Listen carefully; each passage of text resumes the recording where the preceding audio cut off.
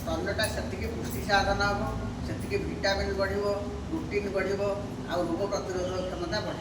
तेणु माँ सब तार आम समस्त परिवार सचेतन हाँ जो माँ मैंने क्षीर दौना छुआ जे जौवन नष्ट हो गोटे अंधविश्वास था से संपूर्ण भाव में भूल धारणा तेणु समस्ते आम शिशु को माँ क्षीर आवश्यक परिमाण में खावा निहाती आवश्यक 6 मास पर 6 मास पर कौन हम ना से माँ क्षीर खाइब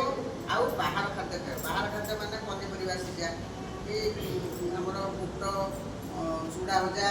गहम या मिसेक छत्ता करके आरंभ में पतला पतला करके देपर खेचुड़ी करके देपर 6 मास पर आम तरल खाद्य जहाँ छुआ को भल लगे